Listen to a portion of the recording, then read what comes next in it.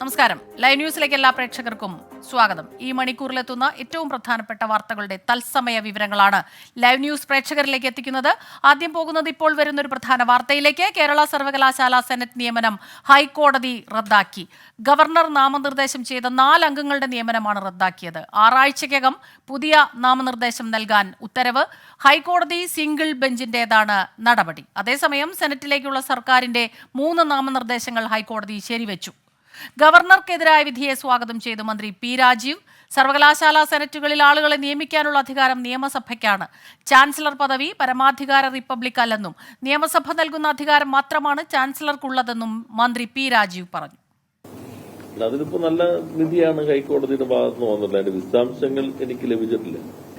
നമ്മുടെ സർവകലാശാലകൾ രൂപീകരിക്കുന്നതിനും നിയന്ത്രിക്കുന്നതിനും സംസ്ഥാന ലിസ്റ്റിൽ 30 പ്രകാരം സംസ്ഥാന നിയമസഭകൾക്കാണ് അധികാരം. സർവകലാശാലയിൽ ചാൻസലറേ ഉള്ളൂ. അത് ഗവർണറായ ആളെ നമ്മൾ നിശ്ചയിക്കുന്നു. അത് നിയമസഭ നൽകുന്ന ഒരു അധികാരം മാത്രമാണ്. അതൊരു പരമാധികാര റിപ്പബ്ലിക്കാണ് എന്ന മട്ടിൽ നമുക്ക് കാണാൻ പറ്റില്ല. നിയമസഭയിലെ പാസാക്കിയ നിയമം നൽകുന്ന അധികാരങ്ങളെ അടിസ്ഥാനപ്പെടുത്തിക്കൊണ്ടാണ്.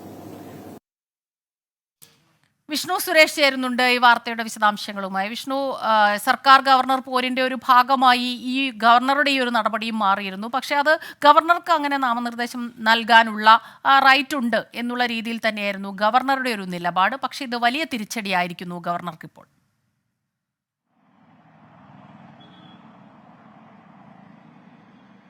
കേരള സർവകലാശാല സെനറ്റ് അംഗങ്ങളെ നിയമിക്കുന്ന കാര്യമായ മാർഗനിർദ്ദേശങ്ങളില്ല. തനിക്ക് ഇത്തരത്തിൽ ഇവരെ നിയമിക്കാനുള്ള അവകാശമുണ്ട് എന്നതായിരുന്നു ഗവർണർ കോടതിയിൽ പറഞ്ഞത്. ഈ നിയമനത്തിന്റെ ഘട്ടത്തിൽ മുതൽ തന്നെ വലിയ വിവാദങ്ങൾക്ക് വഴിവെച്ചിരുന്നു. 4 പേരെയാണ് ഇത്തരത്തിൽ സെനറ്റിലേക്ക് ഗവർണർ നിയമിച്ചത്. ഇവർക്ക് ABVP പശ്ചാത്തലമുണ്ട്. ആ പശ്ചാത്തലം മാത്രം പരിഗണിച്ചുകൊണ്ടാണ് ഗവർണർ ഇവരെ നിയമിച്ചത് എന്നായിരുന്നു മറുപക്ഷത്ത് നിന്ന് ഉയർന്നിരുന്ന ആരോപണം. പിന്നീട് കോടതിയിലേക്ക് കേസ് പോയി. നീണ്ട വാദത്തിന് ശേഷം നിലവിൽ ഗവർണർക്ക് തിരിച്ചടി നേരിട്ടിരിക്കുന്നു. മുഹമ്മദ് നിയാസ് അധ്യക്ഷനായ ബെഞ്ചാണ് ഗവർണറുടെ നിയമനങ്ങളെ പൂർണ്ണമായും റദ്ദ് ചെയ്തത്. ഒപ്പം തന്നെ 6 ആഴ്ചക്കുള്ളിൽ പുതിയ നിയമനം നടത്താനും നിർദ്ദേശം നൽകിയിരിക്കുന്നു. വിധിയുടെ വിശദാംശങ്ങൾ ഇനി പുറത്തു വരേണ്ടിയിരിക്കുന്നു. ഏത് പശ്ചാത്തലത്തിലാണ് വിധി ഇത്തരത്തിൽ ഗവർണർക്ക് ഒരു തിരിച്ചടി നേരിട്ടത് എന്നുള്ള കാര്യങ്ങളെല്ലാം ഇനി അറിയേണ്ടിയിരിക്കുന്നു. ഗവർണറെ സംബന്ധിച്ചിടത്തോളം തിരിച്ചടി തന്നെയാണ്. സർക്കാർ ഈ വിധിയെ പൂർണ്ണമായും സ്വാഗതം ചെയ്യുന്നു. മികച്ച വിധി എന്നാണ് നിയമമന്ത്രി പ്രതികരിച്ചത്. ഗവർണർക്ക് ഒരു പരമാധികാര റിപ്പബ്ലിക്കും നിയമസഭ അല്ലെങ്കിൽ സെനറ്റും അല്ലെങ്കിൽ കേരള സർവകലാശാലയുമായി ബന്ധപ്പെട്ട് ഇല്ല. നിയമസഭ നൽകുന്ന അധികാരം മാത്രമാണുള്ളത്. മറ്റൊന്ന്, സർക്കാർ നിയമിച്ച അല്ലെങ്കിൽ സർക്കാർ നിയോഗിച്ച 3 പേരുടെ പട്ടിക നിലവിൽ കോടതി ശരിവെച്ചിട്ടുണ്ട്. സിൻഡിക്കേറ്റ് അംഗങ്ങളായ ഡോക്ടർ കെ ഷിജുഖാൻ, മുൻ MLA R Rajesh, advocate G Muraleedharan ഇവരുടെ നാമനിർദ്ദേശം ചോദ്യം ചെയ്തൊരു ഹർജി ഉണ്ടായിരുന്നു. ഈ ഹർജി തള്ളി ഇവരുടെ നാമനിർദ്ദേശം ശരിവെക്കുകയും ചെയ്തു.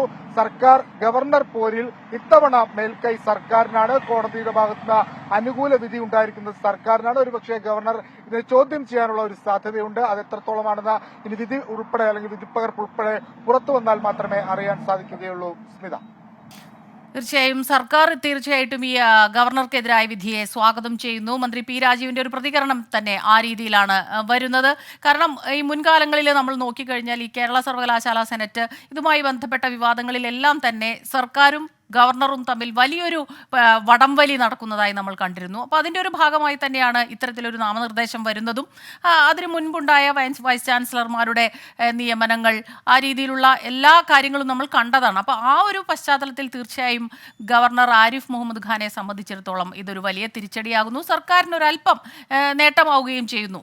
കാരണം ആ 3 പേരെ നാമനിർദ്ദേശം ചെയ്ത ആ പട്ടിക അംഗീകരിച്ചുകൊണ്ടുള്ള വിധിയും എത്തുന്നു അല്ലേ?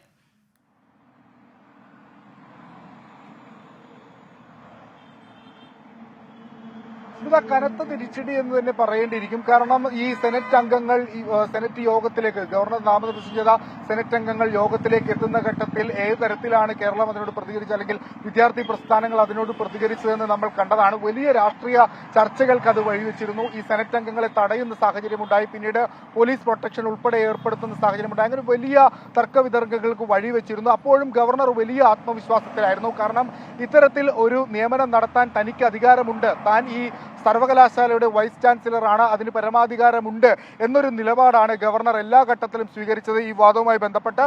പക്ഷേ ഇതിനെ ചോദ്യം ചെയ്ത് ചില വിദ്യാർത്ഥികൾ രംഗത്തെത്തിയിരുന്നു. അവർ പ്രധാനമായും ഉന്നയിച്ചത് ആർട്സ് ഹ്യൂമാനിറ്റീസ് വിഷയങ്ങളിൽ പ്രാവീണ്യമുള്ളവരല്ല ഗവർണർ നിയമിച്ചിട്ടുള്ള അല്ലെങ്കിൽ നോമിനേറ്റ് ചെയ്തിട്ടുള്ള ആളുകൾ. ഇവർക്ക് ആകെയുള്ള മെറിറ്റ് എന്ന് പറയുന്നത് ABVP പശ്ചാത്തലം മാത്രമാണ് എന്നുള്ളതായിരുന്നു മറുപക്ഷത്തിന്റെ ആരോപണം. അപ്പോഴും ഗവർണർ ശക്തമായി ഇവർക്ക് വേണ്ടി നിലകൊണ്ടു. ആ തീരുമാനത്തെയാണ് നിലവിൽ കോടതി തള്ളിയിരിക്കുന്നത്. ഒരു തരത്തിലും അംഗീകരിക്കാനാവില്ല ആ നിയമനം എന്നാണ് കോടതിയുടെ നിലപാട്. പക്ഷേ അതിലേതൊരു സാഹചര്യത്തിലാണ് അതിന്റെ വിധി വന്നിരിക്കുന്നത് എന്നെല്ലാം വിധിപ്പകർപ്പ് പുറത്തു വന്ന ശേഷം മാത്രമേ അറിയുള്ളൂ. എന്തായാലും ഈ എത്രയും പെട്ടെന്ന് 6 ആഴ്ചക്കുള്ളിൽ ഈ വിദ്യാർത്ഥികൾ പരാതി ഉന്നയിച്ച വിദ്യാർത്ഥികളുടെ വശം കൂടി കേട്ടിട്ട് അല്ലെങ്കിൽ അവർക്ക് പറയാനുള്ളത് കൂടി കേട്ടിട്ട് വേണം ഇനി സെനറ്റ് അംഗങ്ങളെ നിയമിക്കാൻ എന്നൊരു നിർദ്ദേശം കോടതി മുന്നോട്ട് വെച്ചിട്ടുണ്ട്. ഒപ്പം സർക്കാരിന് മേൽക്കൈതല്ലുന്ന മറ്റൊരു കാര്യം, സർക്കാർ നിർദ്ദേശിച്ച 3 പേരുടെയും പേര് കോടതി ശരിവെച്ചിരിക്കുന്നു. മുൻ MLA ആയിരുന്ന MR രാജേഷ്, അതോടൊപ്പം ഷിജു ഖാൻ, അഡ്വക്കേറ്റ് G മുരളീധരൻ. ഈ പേരുകൾ സർക്കാരിന്റെ നിർദ്ദേശമാണ്. ഈ നിർദ്ദേശങ്ങൾ കോടതി അംഗീകരിച്ചിരിക്കുന്നു. ഇത് ഗവർണർക്ക് തീർച്ചയായും ഒരു വലിയ തിരിച്ചടി തന്നെയാണ്. ഇനി അദ്ദേഹം ഇതിനെ ഏത് രീതിയിലാണ് നിയമ നടപടിയുമായി മുന്നോട്ട് പോകുക എന്നുള്ളതാണ് അറിയാനുള്ളത്. ഡിവിഷൻ ബെഞ്ചിൽ പോകുമോ എന്നുള്ള കാര്യങ്ങളെല്ലാം ഇനി അറിയേണ്ടിയിരിക്കുന്നു. ഇനി ഏറ്റവും പ്രധാനപ്പെട്ട വിധിപ്പകർപ്പ് പുറത്തു വരിക എന്നുള്ളതാണ്. അല്പസമയത്തിനകം തന്നെ വിധിപ്പകർപ്പ് പുറത്തുവരും. അതിലായിരിക്കും കൂടുതൽ വിശദാംശങ്ങൾ ഉണ്ടാകുക. ഏത് സാഹചര്യത്തിലാണ് ഗവർണർക്ക് തിരിച്ചടി നേരിട്ടതെന്ന്. അങ്ങനെയാണെങ്കിൽ ഒരു പ്രധാനപ്പെട്ട പ്രശ്നം അവിടെ ഉള്ളത്, ചാൻസലർക്ക് പരമാധികാരമുണ്ട് എന്ന് ഗവർണർ ആവർത്തിച്ച് പറഞ്ഞിരുന്നു. ആ ഗവർണറുടെ അല്ലെങ്കിൽ അവകാശവാദം കൂടി ഒരുപക്ഷെ ഗണ്ണിക്കുന്നതായിരിക്കും ഹൈക്കോടതിയുടെ ഈ വിധി പ്രസ്താവത്തിലുണ്ടാവുന്ന ചില കാര്യങ്ങളെന്ന് ഈ ഘട്ടത്തിൽ അനുമാനിക്കാം. സ്മിത, അതുമാത്രമല്ല മറ്റൊരു കാര്യം കൂടി ഗവർണർക്ക് മുന്നിലുള്ളത്, 6 ആഴ്ചയ്ക്കകം തന്നെ നാമനിർദ്ദേശം നടത്തണം എന്നുള്ള നിർദ്ദേശവും ഹൈക്കോടതിയുടെ ഭാഗത്തു നിന്നുണ്ടാകുന്നു. അപ്പോൾ ആ ഒരു പ്രഷറും ഗവർണറുടെ ഭാഗത്ത് വളരെ പെട്ടെന്ന് തന്നെ തീരുമാനം എടുക്കേണ്ട ഒരവസ്ഥയിലേക്ക് പോകുന്നു. പലപ്പോഴും നമ്മൾ കാണാറുള്ളതാണ്, ഈ നിയമസഭയിൽ നിന്നുള്ള ബില്ലുകൾ ഉൾപ്പെടെ അതിങ്ങനെ കാലതാമസം വരുത്തി പിന്നീടൊരു പ്രതികരണം എത്തുന്നു, പിന്നീട് അതിൽ സർക്കാരും ഗവർണറും തമ്മിലുള്ള വടംവലി നടക്കുന്നു. ആ രീതിയിലാണ് പോകുന്നത്. ഇപ്പോൾ കേരള സർവകലാശാല സെനറ്റിൻ്റെ കാര്യത്തിലാണ് പലപ്പോഴും. വിഷ്ണു സുരേഷ് തുടരുക. ഇപ്പോൾ PM ആർഷോ നമുക്കൊപ്പം ചേരുന്നുണ്ട്. ആർഷോ, നമസ്കാരം. ഈ വാർത്ത കണ്ടിരിക്കുമല്ലോ, ഗവർണറുടെ ഈ നാമനിർദ്ദേശം അത് റദ്ദാക്കിയിരിക്കുന്നു കേരള സർവകലാശാല സെനറ്റിലേക്കുള്ളത്. നമ്മൾ കണ്ടതാണ്, ഇങ്ങനെ ഒരു നാമനിർദ്ദേശത്തിനുള്ള റൈറ്റ് ഉണ്ട് എന്നുള്ള ഒരു നിലപാടിൽ ഉറച്ചു നിൽക്കുകയായിരുന്നു ഗവർണർ.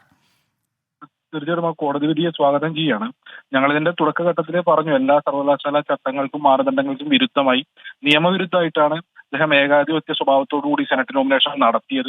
RSSന്റെ ഏജന്റുമാരെ സർവകലാശാലയുടെ ഭരണസമിതികളിലേക്ക് തിരികെ കയറ്റുന്നതിന് വേണ്ടിയിട്ടുള്ള വളരെ കൃത്യമായ രാഷ്ട്രീയ പദ്ധതിയുടെ ഭാഗമായിട്ടാണ് ഈ സെനറ്റ് നോമിനേഷൻ ഉണ്ടായത് എന്ന് ഞങ്ങൾ ആദ്യഘട്ടത്തിൽ തന്നെ വിമർശനം ഉന്നയിച്ചാണ് വലിയ സമരങ്ങൾ സഭ ഏറ്റെടുത്തതാണ്. നിലവിൽ ഈ തിരിച്ചടി ഇത് കേവലം കോടതിയിൽ നിന്നുള്ള നിയമപരമായിട്ടുള്ള തിരിച്ചടി മാത്രമല്ല, രാഷ്ട്രീയപരമായ തിരിച്ചടി കൂടിയാണ് ചാൻസലർക്ക് ഏറ്റിട്ടുള്ളത് എന്നുള്ളതാണ് ഞങ്ങളുടെ പക്ഷം. ഈ ഘട്ടത്തിൽ ഇത് കേവലം ചാൻസലർക്ക് മാത്രമല്ല, ഈ ഒരു വിഷയങ്ങൾ ഉയർന്നു വന്ന ഘട്ടത്തിൽ ചാൻസലറെ സംരക്ഷിച്ചു നിർത്തുന്നതിന് വേണ്ടി കേരളത്തിൽ രൂപം കൊണ്ട ചാൻസലർ മുന്നണി നമ്മുടെ മുൻപിലുണ്ട്. പ്രതിപക്ഷ നേതാവ് ഉൾപ്പെടെ, കേരളത്തിലെ UDFന്റെ നേതാക്കന്മാർ ഉൾപ്പെടെ അദ്ദേഹത്തിന്റെ ഈ സംഘപരിവാർ പദ്ധതിയുടെ നടത്തിപ്പിന് ആവശ്യമായിട്ടുള്ള എല്ലാ സംരക്ഷണവും ഒരുക്കി കൊടുക്കുന്ന നിലയുണ്ടായിരുന്നു.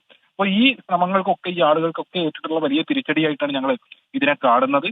അതോടൊപ്പം തന്നെ ഈ കോടതി വിധിയിലൂടെ ബോധ്യമാകുന്നത്, അല്ലെങ്കിൽ കോടതി പറഞ്ഞു വെക്കുന്നത്, നിയമവിരുദ്ധമായി ആണ് ചാൻസലർ അദ്ദേഹം ഇടപെട്ടതെന്നുള്ളതാണ്. അപ്പൊ അദ്ദേഹത്തിന്റെ ചാൻസലർ പദവി ദുരുപയോഗം ചെയ്യുന്ന നിലയാണ് ഉണ്ടായിട്ടുള്ളത് ഈ നോമിനേഷനുമായി ബന്ധപ്പെട്ട്. ഇങ്ങനെ പദവി ദുരുപയോഗം ചെയ്ത വ്യക്തിയെ സംബന്ധിച്ച് അദ്ദേഹം ചാൻസലർ പദവിയിൽ തുടർന്നിരിക്കാൻ യോഗ്യനാണോ എന്നുള്ളതിനെ സംബന്ധിച്ച് ആത്മപരിശോധന നടത്തുന്നതിന് വേണ്ടി അദ്ദേഹം തയ്യാറാകണം എന്നുള്ളതാണ്. ഞങ്ങൾ ഈ ഘട്ടത്തിൽ ആവശ്യപ്പെടുന്നത്, ചാൻസലർ പദവി രാജിവെക്കുന്നതിന് വേണ്ടി അധികാര ദുർവിനിയോഗം നടത്തി തെറ്റായി തനിക്ക് രാഷ്ട്രീയപരമായി താല്പര്യമുള്ള ആളുകളെ സർവകലാശാല ഭരണസമിതികളിലേക്ക് തിരികെ കയറ്റാൻ വേണ്ടി ശ്രമിച്ച് കോടതി കണ്ടെത്തിയ വ്യക്തി ചാൻസലർ പദവി രാജിവെച്ചൊഴിയുന്നതിന് വേണ്ടി തയ്യാറാകണം എന്നുള്ളതാണ് ഞങ്ങൾക്ക് ഈ ഘട്ടത്തിൽ ആവശ്യപ്പെടാനുള്ളത്. ആർഷോ, പലപ്പോഴും ഇത്തരം പ്രശ്നങ്ങൾ വരുമ്പോൾ ഗവർണർ പറയാറുള്ള ഒരു കാര്യം, ഭരണഘടനാ പരമായ ഉത്തരവാദിത്തം നിറവേറ്റുക മാത്രമാണ് താൻ ചെയ്യുന്നത്. അതുകൊണ്ട് തന്നെ യൂണിവേഴ്സിറ്റികളുടെ കാര്യത്തിൽ തനിക്ക് അതിനുള്ള റൈറ്റ് ഉണ്ട്. ഇപ്പോഴും അദ്ദേഹം ആ രീതിയിൽ തന്നെ, ഈ മുൻകാലത്തെ നമ്മുടെ കാര്യങ്ങളൊക്കെ തന്നെ നോക്കിയാൽ, ഗവർണറുടെ നിലപാടുകൾ നോക്കിയാൽ, ആ രീതിയിൽ തന്നെ അദ്ദേഹം മുന്നോട്ട് പോകാനുള്ള ഒരു സാധ്യത തന്നെയല്ലേ കാണുന്നത്? അല്ല, അദ്ദേഹം ഭരണഘടനയെ, നിയമവ്യവസ്ഥയെ, നിലനിൽക്കുന്ന നിയമങ്ങളെയൊക്കെ വെല്ലുവിളിച്ചുകൊണ്ടാണ് ഇക്കണ്ട കാലങ്ങളിൽ മുഴുവൻ മുന്നോട്ട് വന്നിട്ടുള്ളത്. അദ്ദേഹത്തെ ചാൻസലർ പദവിയിൽ ഇരുത്തിയിട്ടുള്ളത് കേരള നിയമസഭ നിർമ്മിച്ചിട്ടുള്ള സർവകലാശാല സ്റ്റാറ്റ്യൂട്ട് പ്രകാരമാണ് അദ്ദേഹം ഈ പറഞ്ഞ പോലെ സർവകലാശാല നിയമപ്രകാരമാണ് അദ്ദേഹം സർവകലാശാലകളുടെ ചാൻസലറായി ഇരിക്കുന്നത്. ആ ചാൻസലർ പദവി തന്നെ അദ്ദേഹം നിലവിൽ ദുരുപയോഗം ചെയ്തതായിട്ടാണ് ഇപ്പൊ നിലവിൽ ഇന്നത്തെ കോടതി വിധിയിലൂടെ ബോധ്യപ്പെടുന്നത്. അദ്ദേഹം ഭരണഘടനയെ ബഹുമാനിക്കുന്നുണ്ട് എങ്കിൽ, നിലനിൽക്കുന്ന നിയമവ്യവസ്ഥയെ ബഹുമാനിക്കുന്നുണ്ട് എങ്കിൽ, ഇനി ഒരു തരിമ്പു നേരം ചാൻസലർ പദവിയിൽ തുടർന്നിരിക്കുന്നതിന് വേണ്ടി അദ്ദേഹം യോഗ്യനല്ല. അദ്ദേഹം രാജിവെച്ചൊഴിയുക എന്നുള്ളതാണ് ഈ ഘട്ടത്തിൽ അദ്ദേഹം ചെയ്യേണ്ടത്. എന്നാൽ അദ്ദേഹം അതിന് എത്രത്തോളം തയ്യാറാകുമെന്നുള്ളത് ഇപ്പൊ നേരത്തെ അവതാരിക ഉൾപ്പെടെ സൂചിപ്പിച്ചതുപോലെ അദ്ദേഹത്തിന്റെ പോയകാല ചെയ്തികൾ പരിശോധിക്കുമ്പോൾ നമുക്ക് സ്വാഭാവികമായിട്ടും നമുക്ക് ബോധ്യം ഉണ്ടാവുമല്ലോ. ആർഷോ, ഈ രീതിയിൽ ഈ ഒരു ആവശ്യം ഉന്നയിച്ച് പ്രതിഷേധത്തിനോ ആ രീതിയിൽ ഒരു മുന്നോട്ട് പോകാനുള്ള ഒരു നീക്കം അത് SFIയുടെ ഭാഗത്ത് നിന്നുണ്ടാകുമോ? നിലവിൽ ഈ പറഞ്ഞ പോലെ വളരെ ചുരുക്കം സമയമായിട്ടേ ഉള്ളൂ ഈ പറഞ്ഞ പോലെ കോടതി വിധി പുറത്തേക്ക് വന്നിട്ടുള്ളത്, അതുമായി ബന്ധപ്പെട്ട വാർത്തകൾ പുറത്തേക്ക് വന്നിട്ടുള്ളത്. സ്വാഭാവികമായിട്ടും അതിന്റെ മറ്റു വിശദാംശങ്ങൾ കൂടി പരിശോധിച്ച് എങ്ങനെയായിരിക്കണം തുടർ ഇടപെടലുകൾ എന്നുള്ളതിനെ സംബന്ധിച്ച് ഞങ്ങൾ തീരുമാനിക്കും. ശരി, SFI സംസ്ഥാന സെക്രട്ടറി PM ആർഷോയാണ് നമുക്കൊപ്പം നമ്മളോട് ഈ സമയത്ത് പ്രതികരിച്ചത്. ഉന്നത വിദ്യാഭ്യാസ മന്ത്രി R ബിന്ദു കൂടി നമുക്കൊപ്പം ചേരുന്നുണ്ട്. നമസ്കാരം മിനിസ്റ്റർ. ഇപ്പോൾ വരുന്ന ഈ ഹൈക്കോടതിയുടെ ഈ ഒരു വിധി അത് തീർച്ചയായിട്ടും സർക്കാരിനെ സംബന്ധിച്ചിടത്തോളം മുൻ നിലപാടുകൾ സിൻഡിക്കേറ്റിലേക്കുള്ള സെനറ്റിലേക്കുള്ള ഈ നാമനിർദ്ദേശങ്ങളിൽ സർക്കാർ നിലപാട് ശരിവയ്ക്കുന്ന രീതിയിലാണ്. അതെ. എന്താണ് അടുത്ത നടപടികൾ? ഈ പലപ്പോഴും ഗവർണർ ആ രീതിയിലല്ലല്ലോ പ്രതികരിക്കാറ്. ഈ ഒരു നിലപാടിൽ ഉൾപ്പെടെ ഗവർണർ സർക്കാരിനെതിരായ നിലപാടാണ് സ്വീകരിച്ചിരുന്നത്. അതെ, സമീപകാലത്തായിട്ട് എല്ലാ വിഷയങ്ങളിലും സർക്കാർ ചെയ്യുന്ന കാര്യങ്ങൾക്ക് എതിരായിട്ടുള്ള നിലപാടാണ് ഗവർണർ, ചാൻസലർ എന്നുള്ള നിലയ്ക്ക് സ്വീകരിച്ചു വരുന്നത്. അത് വലിയ ബുദ്ധിമുട്ട് സൃഷ്ടിക്കുന്നുണ്ട് യഥാർത്ഥത്തിൽ. നിയമസഭ ഏകാഭിപ്രായത്തിൽ പാസാക്കിയ ബില്ലുകൾ പോലും ഒപ്പിടാൻ വിസമ്മതിച്ചുകൊണ്ട് അത് ഇപ്പോൾ പ്രസിഡന്റിന് അയച്ചു കൊടുത്തിരിക്കുകയാണ്. ഉന്നത വിദ്യാഭ്യാസ മേഖലയ്ക്ക് ഒന്നാമത് പ്രയോറിറ്റി കൊടുത്തുകൊണ്ടാണ് ഗവൺമെന്റ് ഇപ്പോൾ പ്രവർത്തിച്ചുകൊണ്ടിരിക്കുന്നത്. നല്ലതുപോലെ ബജറ്റ് അലോക്കേഷൻ ഉറപ്പുവരുത്തിക്കൊണ്ട് വ്യത്യസ്തങ്ങളായിട്ടുള്ള പരിഷ്കരണ നടപടികളിലൂടെ ഉന്നത വിദ്യാഭ്യാസ മേഖലയെ മുന്നോട്ട് നയിക്കാൻ ഗവൺമെന്റ് കഠിന പരിശ്രമം നടത്തിക്കൊണ്ടിരിക്കുന്ന ഒരു സന്ദർഭത്തിലാണ് പല വിഷയങ്ങളിലും ഇടപെട്ടുകൊണ്ട് ചാൻസലർ വലിയ തലവേദന സൃഷ്ടിച്ചുകൊണ്ടിരിക്കുന്നത്. നിങ്ങൾക്ക് അറിയാവുന്നതുപോലെ ഇപ്പോഴത്തെ വിഷയത്തിൽ ABVP-കാരാണ് എന്നുള്ളത് കൊണ്ട് മാത്രം മെറിറ്റോ യോഗ്യതകളോ ഇല്ലാത്ത ആളുകളെ സെനറ്റിലേക്ക് നോമിനേറ്റ് ചെയ്യുന്നത് ഉൾപ്പെടെയുള്ള കാര്യങ്ങൾ അദ്ദേഹം ചെയ്തു എന്നുള്ളതാണ്. അപ്പോ കാവ്യവൽക്കരണത്തിനുള്ള പരിശ്രമങ്ങൾ വലിയ രീതിയിൽ നമ്മുടെ സർവകലാശാലയ്ക്കകത്ത് നടത്തുന്നതിന് നേതൃത്വം കൊടുക്കാനാണ് അദ്ദേഹം പരിശ്രമിച്ചിട്ടുള്ളത് എന്ന് നമുക്ക് മനസ്സിലാക്കാൻ സാധിക്കും. അത് നിർഭാഗ്യകരമാണ്. കേരളത്തിന്റെ ഒരു വിദ്യാഭ്യാസ മേഖലയുടെ പ്രത്യേകത അതിന്റെ മതനിരപേക്ഷതയും സാമൂഹ്യ നീതി സങ്കല്പനങ്ങളും ഒക്കെ ശക്തമായിട്ട് ഉയർത്തിപ്പിടിച്ചിട്ടുള്ള ഒരു പാരമ്പര്യമാണ്. ഇപ്പോഴാണെങ്കിൽ അതോടൊപ്പം തന്നെ ഏറ്റവും മികച്ച ഗുണനിലവാരം കുട്ടികൾക്ക് ഉറപ്പു നൽകാനുള്ള പല വിധത്തിലുള്ള പദ്ധതികളും നമ്മൾ ആവിഷ്കരിച്ച് മുന്നോട്ട് കൊണ്ടുപോവുകയാണ്. അപ്പൊ അതൊക്കെ നല്ല നിലയിൽ നടക്കണമെങ്കിൽ ചാൻസലർ അതിനെ പിന്തുണയ്ക്കുകയും സഹായിക്കുകയും ചെയ്യുന്ന നിലപാടുകളാണ് സ്വീകരിക്കേണ്ടത്. ഇങ്ങനെ ഒരു ഗുണനിലവാര വർധനയ്ക്ക്, എക്സലൻസിലേക്ക് കേരളത്തിലെ ഉന്നത വിദ്യാഭ്യാസ മേഖലയെ വളർത്തിയെടുക്കാനുള്ള പരിശ്രമത്തിൽ ഒപ്പം നിൽക്കേണ്ടുന്ന ചാൻസലർ പലപ്പോഴും അതിന് വിരുദ്ധമായ ദിശയിൽ പ്രവർത്തിക്കുന്നു എന്നുള്ളത് തകരാറുണ്ടാക്കുന്നുണ്ട്. അത് നമുക്ക് പരിഹരിക്കപ്പെടേണ്ട ഒരു വിഷയമായിട്ട് നിൽക്കുകയാണ്. ശരി, താങ്ക് യു മിനിസ്റ്റർ.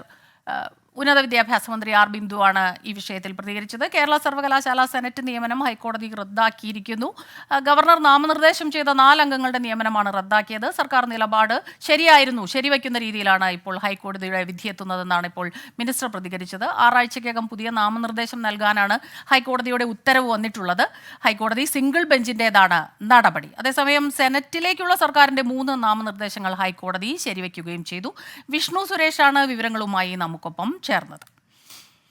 മറ്റൊരു പ്രധാനപ്പെട്ട വാർത്തയിലേക്ക് കടക്കുകയാണ് ലൈവ് ന്യൂസ്. കോഴിക്കോട് കുറ്റിക്കാട്ടൂരിൽ യുവാവ് ഷോക്കേറ്റു മരിച്ച സംഭവത്തിൽ മനുഷ്യാവകാശ കമ്മീഷൻ കേസെടുത്തു. Kozhikode Gandhinagar KSEB executive engineer 15 ദിവസത്തിനകം റിപ്പോർട്ട് സമർപ്പിക്കണം.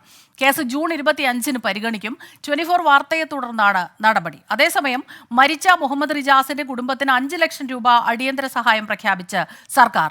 അന്തിമ റിപ്പോർട്ട് ലഭിച്ച ശേഷം അർഹമായ ധനസഹായവും തുടർ നടപടിയും ഉണ്ടാകുമെന്ന് വൈദ്യുതി മന്ത്രി K. കൃഷ്ണൻകുട്ടി അറിയിച്ചു. വി.എ. ഗിരീഷ് ചേരുന്നുണ്ട് തിരുവനന്തപുരത്തു നിന്ന് വിവരങ്ങളുമായി. ഗിരീഷ്, ഈ ഒരു വാർത്ത, വളരെ ദുഃഖകരമായ ആ വാർത്ത വന്നതിന് ശേഷം സഹോദരന്റെ പ്രതികരണം നമ്മൾ കണ്ടതാണ്. KCBക്ക് വീഴ്ചയുണ്ടായി എന്നുള്ള രീതിയിൽ കുടുംബത്തിന്റെ പരാതി എത്തുന്നു, ആ രീതിയിൽ തന്നെ റിപ്പോർട്ടുകൾ വരുന്നു. ഇപ്പോൾ കുടുംബത്തിന് പൂർണ്ണ പിന്തുണയാണ് KCBയുടെ ഭാഗത്തു നിന്നും അല്ലെങ്കിൽ വൈദ്യുതി മന്ത്രിയുടെ ഭാഗത്തു നിന്ന് സർക്കാരിന്റെ ഭാഗത്തു നിന്നും ഉണ്ടാകുന്നത്.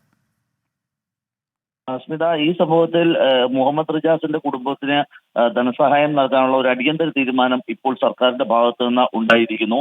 5 ലക്ഷം രൂപ അടിയന്തര ധനസഹായം നൽകാനാണ് ഇപ്പോൾ വൈദ്യുതി വകുപ്പ് മന്ത്രി നിർദ്ദേശം നൽകിയിരിക്കുന്നത്. KSEBക്കാണ് ഇത് സംബന്ധിച്ച നിർദ്ദേശം നൽകിയിരിക്കുന്നത്. ഇതിന്റെ ഈ മരണവുമായി ബന്ധപ്പെട്ട് ചീഫ് ഇലക്ട്രിക്കൽ ഇൻസ്പെക്ടർ ഒരു പ്രാഥമിക റിപ്പോർട്ട് സർക്കാരിന് സമർപ്പിച്ചിരുന്നു. ഇത് പരിശോധിച്ച ശേഷമാണ് KSEBക്ക് വീഴ്ചയുണ്ടായി എന്ന നിഗമനത്തിന്റെ കൂടി അടിസ്ഥാനത്തിലാണ് ധനസഹായം നൽകാൻ അടിയന്തരമായി നൽകുന്നതിന് ഉള്ള തീരുമാനമെടുത്തത്. മാത്രമല്ല, ഇൻസ്പെക്ടറേറ്റിന്റെ അന്തിമ റിപ്പോർട്ട് ലഭിക്കുന്ന മുറയ്ക്ക് തുടർ നടപടികൾ സ്വീകരിക്കുമെന്നും അർഹമായ ധനസഹായം മുഹമ്മദ് റിജാസിന്റെ കുടുംബത്തിന് നൽകുമെന്നും ഇപ്പോൾ വൈദ്യുതി മന്ത്രി K. കൃഷ്ണൻകുട്ടി അറിയിച്ചിട്ടുണ്ട്. സ്മിത, ശരി. വി.എ. ഗിരീഷാണ് തിരുവനന്തപുരത്ത് നിന്ന് വിവരങ്ങളുമായി നമുക്കൊപ്പം ചേർന്നത്. ലൈവ് ന്യൂസിലേക്ക് വീണ്ടും. കോഴിക്കോട് കുറ്റിക്കാട്ടൂരിൽ യുവാവ് ഷോക്കേറ്റ് മരിച്ച സംഭവത്തിൽ മനുഷ്യാവകാശ കമ്മീഷൻ കേസെടുത്തു. സ്വമേധയാ കേസെടുക്കുകയായിരുന്നു. രാഹുൽ സുരേഷ് ചേരുന്നുണ്ട് വിവരങ്ങളുമായി. രാഹുൽ, മാധ്യമങ്ങളൊക്കെ തന്നെ ഇത് കൃത്യമായി റിപ്പോർട്ട് ചെയ്തിരുന്നതാണ്. ഒരു തകരാറുണ്ട്, വൈദ്യുതി തകരാറ്, അത് പരിഹരിക്കണമെന്നാവശ്യപ്പെട്ട് പരാതി നൽകിയിട്ടും ആ തകരാറ് പരിഹരിച്ചിരുന്നില്ല. തുടർന്ന് ഇങ്ങനെയൊരു മനുഷ്യന്റെ ജീവൻ എടുക്കുന്ന സംഭവത്തിലേക്ക് പോകുന്നു. ആ രീതിയിൽ തന്നെ മാധ്യമങ്ങൾ അത് റിപ്പോർട്ട് ചെയ്യുകയും ചെയ്തു. തുടർന്നാണോ ഇപ്പോൾ മനുഷ്യാവകാശ കമ്മീഷൻ സ്വമേധയാ കേസെടുത്തിട്ടുള്ളത്? തീർച്ചയായിട്ടും സ്മിത, ഈ യുവാവിന്റെ മരണവുമായി ബന്ധപ്പെട്ട് KSEBക്ക് വീഴ്ച സംഭവിച്ചു എന്ന് ആരോപിച്ചുകൊണ്ട് യുവാവിന്റെ കുടുംബവും അതോടൊപ്പം തന്നെ ഈ കടയുടമയും രംഗത്തെത്തിയിരുന്നു. അതോടൊപ്പം 24 ഉൾപ്പെടെയുള്ള മാധ്യമങ്ങൾ വലിയ രീതിയിൽ സംഭവം വാർത്തയാക്കുകയും ചെയ്തിരുന്നു. ഇതിന് പിന്നാലെയാണ് ഇപ്പോൾ മനുഷ്യാവകാശ കമ്മീഷൻ കേസെടുത്തിട്ടുള്ളത്. കോഴിക്കോട് ഗാന്ധിനഗർ KSEB എക്സിക്യൂട്ടീവ് എഞ്ചിനീയറോട് സംഭവം പഠിച്ച് 15 ദിവസത്തിനുള്ളിൽ റിപ്പോർട്ട് നൽകാനാണ് ആവശ്യപ്പെട്ടിട്ടുള്ളത്. കേസ് 25-ാം തീയതി വീണ്ടും പരിഗണിക്കുമെന്നാണ് ഈ വരുന്ന അടുത്ത മാസം 25-ാം തീയതി കേസ് പരിഗണിക്കുമെന്നാണ് മനുഷ്യാവകാശ കമ്മീഷൻ ഇപ്പോൾ അറിയിച്ചിട്ടുള്ളത്. അതോടൊപ്പം തന്നെ ഈ സംഭവവുമായി ബന്ധപ്പെട്ട് പ്രാഥമിക അന്വേഷണ റിപ്പോർട്ട് വൈദ്യുത മന്ത്രിക്ക് കൈമാറിയിട്ടുണ്ട്. അതിന്റെ അടിസ്ഥാനത്തിൽ യുവാവിന്റെ കുടുംബത്തിന് 5 ലക്ഷം രൂപ നഷ്ടപരിഹാരം പ്രഖ്യാപിച്ചതായി വൈദ്യുത മന്ത്രിയും ഇപ്പോൾ അറിയിച്ചിട്ടുണ്ട്. വിശദമായ റിപ്പോർട്ട് ലഭ്യമാവുന്ന മുറയ്ക്ക് കുറ്റക്കാരാണെന്ന് കണ്ടെത്തുകയാണെങ്കിൽ ഈ ഉദ്യോഗസ്ഥർക്കെതിരെ നടപടി ഉണ്ടാകുമെന്നും വൈദ്യുത മന്ത്രി K. കൃഷ്ണൻകുട്ടി ഇപ്പോൾ അറിയിച്ചിട്ടുണ്ട്. സ്മിത, ശരി. രാഹുൽ സുരേഷാണ് ഈ വാർത്തയുടെ വിശദാംശങ്ങളുമായി നമുക്കൊപ്പം ചേർന്നത്. മറ്റൊരു പ്രധാനപ്പെട്ട വാർത്തയിലേക്ക് പോകുന്നു. തിരുവനന്തപുരം കഴക്കൂട്ടം സ്വദേശിയുടെ ഗർഭസ്ഥ ശിശു മരിച്ച സംഭവത്തിൽ ചികിത്സാ വിവരങ്ങൾ തേടി പോലീസ്. റിപ്പോർട്ട് ലഭിച്ചതിനു ശേഷമാകും കുഞ്ഞിന്റെ പോസ്റ്റ്മോർട്ടം നടത്തുക. കുട്ടിയുടെ മൃതദേഹം വിട്ടു നൽകുന്നത് വൈകിപ്പിക്കുന്നു എന്ന പരാതിയുമായി കുടുംബം രംഗത്തെത്തിയിരുന്നു. 17-ാം തീയതിയാണ് നമ്മളിവിടെ SITയിൽ കൊണ്ടുവരുന്നത്. കുട്ടി മരിച്ച അവസ്ഥയിലാണ് ഇവിടെ കൊണ്ടുവന്നത്. 17-ാം തീയതി കൊണ്ടുവന്നിട്ടും 17-ാം തീയതി ഉച്ചയ്ക്കാണ് ഇവിടെ IC യൂണിറ്റുള്ള ഒരു ആംബുലൻസിൽ ഇവിടെ എത്തിച്ചത്. പക്ഷേ 17-ാം തീയതി കൊണ്ടുവന്നിട്ടും അന്നത്തെ ദിവസം ഒന്നും ചെയ്തില്ല, സിസേറിയൻ ചെയ്ത് പുറത്തെടുക്കുകയൊന്നും ചെയ്തില്ല. അപ്പം ഞങ്ങൾ ഈ ഒരു കാര്യം ഞങ്ങൾ ഈ ചികിത്സിച്ച ഡോക്ടറെ വിളിച്ച് ചോദിച്ചപ്പോൾ അത് കുഴപ്പമില്ല, ഒരു 2 ആഴ്ച ഈ മരിച്ച അവസ്ഥയിൽ കുട്ടി അമ്മയുടെ വയറ്റിൽ കിടന്നാലും അമ്മയ്ക്കൊന്നും സംഭവിക്കത്തില്ല എന്നുള്ളൊരു മറുപടി, വിചിത്രമായൊരു മറുപടിയാണ് നമ്മളോട് പറഞ്ഞത്. MG പ്രതീഷ് ചേരുന്നുണ്ട് വിവരങ്ങളുമായി. പ്രതീഷ്, ഇപ്പോൾ പോലീസ് ഈ വിഷയത്തിൽ ഇടപെട്ടിരിക്കുന്നു, റിപ്പോർട്ട് തേടിയിരിക്കുന്നു. ഈ കുടുംബത്തിന്റെ ഒരു പരാതി, പ്രതിഷേധം അതിപ്പോഴും തുടരുകയാണോ? സ്മിത, കുടുംബം ഇപ്പോഴും പ്രതിഷേധത്തിലാണ്. കാരണം 17-ാം തീയതിയാണ് ശസ്ത്രക്രിയയിലൂടെ ഈ കുഞ്ഞിനെ പുറത്തെടുത്തത്. 17-ാം തീയതി കുഞ്ഞിനെ പുറത്തെടുത്തെങ്കിലും ഇതുവരെയും മൃതദേഹം ബന്ധുക്കൾക്ക് വിട്ടു നൽകാത്തതാണ് ഒരു പ്രതിഷേധത്തിലേക്ക് നയിച്ചത്. നിലവിൽ മെഡിക്കൽ കോളേജ് മോർച്ചറിയിലാണ് കുഞ്ഞിന്റെ മൃതദേഹം ഉള്ളത്. കുഞ്ഞിനെ പത്തോളജിക്കൽ ഓട്ടോപ്സി ടെസ്റ്റ് ഇതിന് വിധേയമാക്കുമെന്നാണ് ഡോക്ടർമാർ പറഞ്ഞത്. പക്ഷേ അതിന്റെ നടപടിക്രമങ്ങൾ ഇനിയും തുടങ്ങിയിട്ടില്ല. കുഞ്ഞിനെ മോർച്ചറിയിൽ എത്തിച്ചെങ്കിലും ആദ്യഘട്ടത്തിൽ ചികിത്സ നടന്നിരുന്ന തൈക്കാട് ആശുപത്രിയിലെ ചില ചികിത്സാ രേഖകൾ വേണമെന്ന് മെഡിക്കൽ കോളേജിലെ ഡോക്ടർമാർ ആവശ്യപ്പെട്ടു. ഇതിന്റെ അടിസ്ഥാനത്തിൽ പോലീസ് തൈക്കാട് ആശുപത്രിയോട് റിപ്പോർട്ട് തേടുകയും ആ റിപ്പോർട്ട് ലഭിച്ചാൽ മാത്രമേ പോസ്റ്റ്മോർട്ടം നടപടികൾ ഇനി തുടരുകയുള്ളൂ. ഇനി ഇത്രത്തോളം വൈകിയ സാഹചര്യത്തിൽ ഇനി ഇന്ന് തന്നെ ഈ നടപടിക്രമങ്ങൾ പൂർത്തിയാകുമോ എന്ന കാര്യത്തിൽ സംശയമുണ്ട്. എന്തായാലും കുടുംബം വലിയൊരു പ്രതിഷേധത്തിലാണ്. കാരണം 18-ാം തീയതി ശസ്ത്രക്രിയ കഴിഞ്ഞ് 21-ാം തീയതി ആയിട്ടും ഈ മൃതദേഹം കൈമാറാത്തതാണ് ബന്ധുക്കളുടെ പ്രധാനപ്പെട്ട പരാതി. മറ്റൊന്ന്, ഈ ആശുപത്രിക്കുണ്ടായ ഒരു അനാസ്ഥയാണ്. 16-ാം തീയതി അർദ്ധരാത്രിയാണ് ഈ കുഞ്ഞിന് അനക്കമില്ല എന്ന് പറഞ്ഞ ഈ യുവതി തൈക്കാട് ആശുപത്രിയിൽ എത്തുന്നത്. പക്ഷേ ഈ കാരണങ്ങൾ നിസ്സാരവൽക്കരിക്കുകയാണ് ഡ്യൂട്ടി ഡോക്ടറുടെ ഭാഗത്ത് നിന്ന് ഉണ്ടായത് എന്നതാണ് കുടുംബത്തിന്റെ ആരോപണം. കുഞ്ഞുറങ്ങുന്നുവെന്ന് പറഞ്ഞ് ഈ കുടുംബത്തെ ആശുപത്രിയിൽ നിന്ന് മടക്കി അയച്ചു. പിറ്റേ ദിവസം നടത്തിയ സ്കാനിങ്ങിലാണ് കുഞ്ഞ് മരിച്ചതായി കണ്ടെത്തുന്നതും SAT ആശുപത്രിയിൽ എത്തിച്ച കുഞ്ഞിനെ ശസ്ത്രക്രിയയിലൂടെ പുറത്തെടുക്കുകയും ചെയ്തത്. പക്ഷേ ആദ്യഘട്ടത്തിൽ ആരോപണങ്ങൾ ഉന്നയിച്ചു, അനാസ്ഥ ഉന്നയിച്ചു. അതിന് പിന്നാലെ ഇപ്പോൾ മൃതദേഹം വിട്ടുകൊടുക്കുന്നതിലും വലിയ അനാസ്ഥ, വലിയ വീഴ്ച ആശുപത്രിയിൽ നിന്ന് ഉണ്ടായി എന്നതാണ് കുടുംബം പറയുന്നത്. സ്മിത, ശരി. കുഞ്ഞിന്റെ പോസ്റ്റ്മോർട്ടം നടപടികളിലേക്ക് കടക്കുക. പോലീസ് ഇപ്പോൾ ഈ റിപ്പോർട്ട് തേടിയിട്ടുണ്ട്. ആ റിപ്പോർട്ട് ലഭിച്ചതിന് ശേഷമാകും ആ നടപടികളിലേക്ക് കടക്കുക. MG പ്രതീഷാണ് തിരുവനന്തപുരത്ത് നിന്ന് ഈ വാർത്തയുടെ വിശദാംശങ്ങളുമായി നമുക്കൊപ്പം ചേർന്നത്. കാസർഗോഡ് കനത്ത മഴയിൽ റോഡിന്റെ ഭിത്തി ഇടിഞ്ഞ് സമീപത്തെ വീടുകൾ അപകട ഭീഷണിയിൽ. 2 വീട്ടുകാരെ മാറ്റിപ്പാർപ്പിച്ചു. കള്ളാർ അടോട്ട് കയാർ റോഡിന്റെ ഭിത്തിയാണ് ഇടിഞ്ഞത്. റോഡ് നിർമ്മാണത്തിനായി ഏറ്റെടുത്ത സ്ഥലം കരാർ കമ്പനി കോൺക്രീറ്റ് ചെയ്തു. അങ്ങനെ ചെയ്ത് നൽകാത്തതാണ് ഭിത്തി ഇടിയാൻ കാരണമെന്ന് നാട്ടുകാർ ആരോപിക്കുന്നു. പഞ്ചായത്തിൽ പരാതി കൊടുക്കുകയും ചെയ്ത് പഞ്ചായത്തുകാർ ഇന്നലെ രാത്രിയിലും വന്ന് നോക്കിയിട്ടുണ്ട്. എന്നാലും ഇതിൻ്റെ ഒരു നടപടിയും ഇതുവരെയും ആരംഭിക്കാൻ വേണ്ടിയിട്ട് കഴിഞ്ഞിട്ടില്ല. ഇത്രയും ഭാഗം മാത്രമാണ് ഈ റോഡുമായിട്ട് ബന്ധപ്പെട്ട് പല സ്ഥലങ്ങളിലും ഇതേപോലെ ഒഴിവാക്കി പോയ സ്ഥലങ്ങളുണ്ട്. അതെല്ലാം ചെയ്യുന്ന പഞ്ചായത്ത് PWD റോഡാണെങ്കിലും പഞ്ചായത്തിൻ്റെ പരിധി വരുന്നതാണ്. അവരതിന് വേണ്ട നടപടികൾ സ്വീകരിക്കണമെന്നാണ് പറയാനുള്ളത്. അരുൺ പാറയ്ക്കലാണ് ചേരുന്നത് കാസർഗോഡ് നിന്ന്. അരുൺ, ഈ റോഡിന്റെ ശരിക്കുള്ള പേരെന്താണ്? എന്താണ് ഇപ്പോൾ നാട്ടുകാരുടെ പരാതി? വലിയ ഒരു അപകട ഭീഷണി ഉണ്ടോ അവിടെ? സ്മിത, ഇത് കള്ളാറിൽ നിന്ന് അടോട്ട് കയത്തേക്ക് പോകുന്ന റോഡാണ്. ഏകദേശം കുറച്ച് ദൂരമുണ്ട് ഈ റോഡിൽ. പക്ഷേ ഈ റോഡ് ഈ അടുത്ത സമയത്താണ് ഈ റോഡിന്റെ ഒരു നവീകരണ പ്രവൃത്തിയൊക്കെ ആരംഭിച്ചത്. റോഡ് വീതി കൂട്ടുന്നതുമായി ബന്ധപ്പെട്ട നവീകരണ പ്രവൃത്തി ആരംഭിച്ചത്. ആ ഘട്ടം മുതൽ തന്നെ ഈ നിർമ്മാണം അശാസ്ത്രീയമാണെന്ന് ആരോപിച്ചുകൊണ്ട് നാട്ടുകാർ രംഗത്തെത്തിയിരുന്നു. പഞ്ചായത്തിലും പൊതുമരാമത്ത് വകുപ്പിലും ഇതുമായി ബന്ധപ്പെട്ട നിരവധി പരാതികൾ നൽകിയിരുന്നു. പക്ഷേ ആ സമയത്ത് നിന്ന് തന്നെ അധികൃതരാരും ഈ പ്രദേശത്തേക്ക് തിരിഞ്ഞു നോക്കിയില്ല. ഈ പ്രശ്നത്തിന് കരാർ കമ്പനിയുടെ ഈ ഒരു അനാസ്ഥയ്ക്കെതിരെ ഒരു തരത്തിലുള്ള നടപടിയും എടുത്തിട്ടുണ്ടായിരുന്നില്ല എന്ന് നാട്ടുകാർ ആരോപിക്കുന്നുണ്ട്. കഴിഞ്ഞ 2 ദിവസമായി ഈ പ്രദേശത്തെ മലയോര മേഖലയാണ്. ഈ പ്രദേശത്ത് കനത്ത മഴയുണ്ട്. ഈ മഴയിലാണ് ഇപ്പോൾ റോഡിന്റെ ഈ ഒരു സംരക്ഷണ ഭിത്തി അത് കോൺക്രീറ്റ് ചെയ്ത് നൽകിയില്ല. അത് ഈ കരാർ കമ്പനിക്ക് അവരുടെ ഇഷ്ടത്തിനനുസരിച്ചാണ് അവിടുത്തെ ഈ പ്രവൃത്തിയൊക്കെ നടന്നിരുന്നത്. അതുകൊണ്ട് തന്നെ ഈ വീടിന് സമീപത്തുള്ള സ്ഥലങ്ങളൊന്നും തന്നെ കോൺക്രീറ്റ് ചെയ്ത് നൽകിയിരുന്നില്ല. എന്തായാലും ആ പ്രദേശത്ത് ഇപ്പോൾ മണ്ണിടിച്ചിലുണ്ടായിട്ടുണ്ട്. വീടുകൾക്കുൾപ്പെടെ നാശനഷ്ടങ്ങൾ സംഭവിക്കുന്ന ഒരു സ്ഥിതിയിലേക്ക് ആ പ്രദേശത്തെ എത്തിയിട്ടുണ്ട്. ഇന്നലെ പഞ്ചായത്തിൽ നിന്നുള്ള അധികൃതർ ആ പ്രദേശത്തേക്ക് എത്തിയിരുന്നു. തുടർന്ന് ആ വീട്ടുകാരോട് അവിടെ നിന്ന് ഒഴിഞ്ഞു പോകാനാണ് ഈ പഞ്ചായത്തിൽ നിന്നുള്ള ആളുകൾ ആവശ്യപ്പെട്ടതെന്നാണ് നാട്ടുകാരുടെ പരാതി. എന്തായാലും ഇന്നലെ രാത്രി അവർ മറ്റുള്ള വീടുകളിലേക്ക്, അതായത് ബന്ധു വീടുകളിലേക്ക് താമസം മാറിയിരുന്നു. 2 വീടുകളും അപകടാവസ്ഥയിലാണ്. ശക്തമായ ഒരു മഴ കൂടി പെയ്തു കഴിഞ്ഞാൽ ആ വീടുകളെല്ലാം തന്നെ തകർന്നു വീഴുന്ന ഒരു സാഹചര്യമാണുള്ളത്. ശക്തമായ മണ്ണിടിച്ചിൽ ആ പ്രദേശത്ത് ഉണ്ടാവുമെന്ന കാര്യത്തിൽ യാതൊരു വിധത്തിലുള്ള സംശയവുമില്ല. പക്ഷേ പൊതുമരാമത്ത് വകുപ്പും പഞ്ചായത്തും നടപടിയെടുക്കുന്നില്ല എന്നൊരു ആരോപണമാണ് നാട്ടുകാർ ഉന്നയിക്കുന്നത്. എന്തായാലും ഇന്നലെ വൈകുന്നേരം അവർ ബന്ധുവീട്ടിലേക്ക് താമസം മാറി.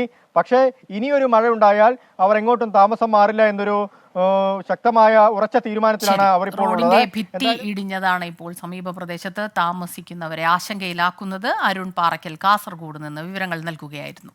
സംസ്ഥാനത്ത് 3 ദിവസം കൂടി അതിശക്തമായ മഴ തുടരും. ഇന്നത്തെ റെഡ് അലേർട്ട് പിൻവലിച്ചു. പത്തനംതിട്ട, ഇടുക്കി ജില്ലകളിൽ നാളെ റെഡ് അലേർട്ട്.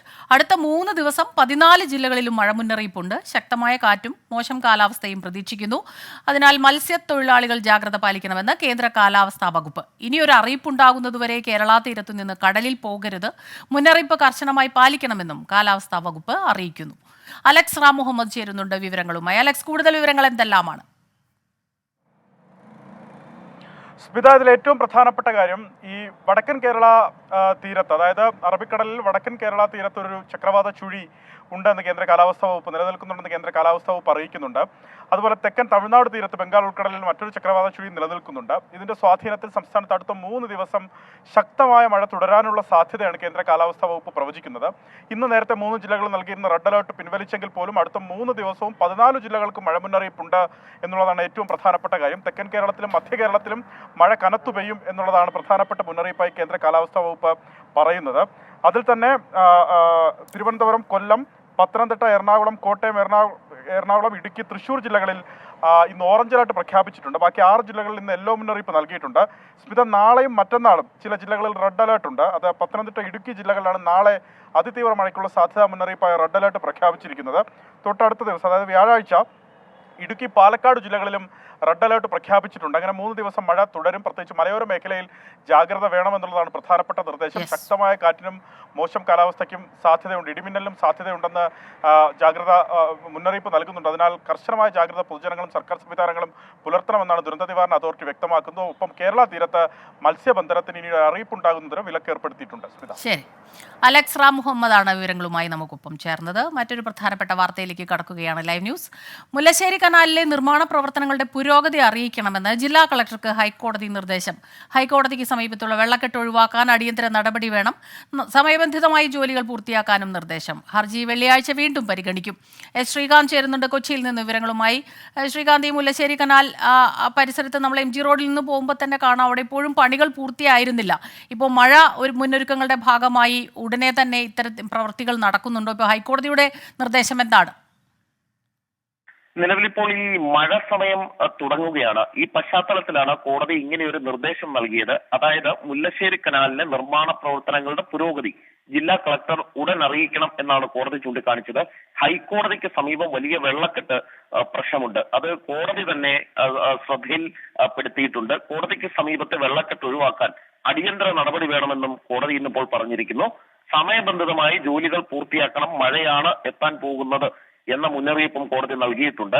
വെള്ളിയാഴ്ച ഹർജി വീണ്ടും പരിഗണനയ്ക്ക് വരും. ശരി, ലോക്സഭാ തെരഞ്ഞെടുപ്പ് വാർത്തകളിലേക്കാണ് ഇനി. ICL FinCorp 24 ഇലക്ഷൻ സമർപ്പിക്കുന്നത് ICL FinCorp, the intelligent choice.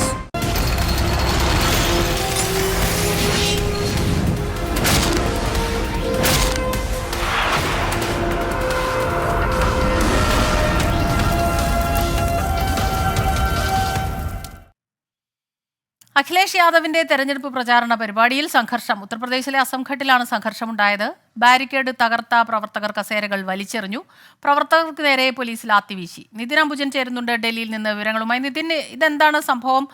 പ്രവർത്തകർ തന്നെ ഇങ്ങനെ വലിയ പ്രശ്നങ്ങളിലേക്ക്, സംഘർഷങ്ങളിലേക്കൊക്കെ പോകുന്നതിന്റെ കാരണം എന്താണ്?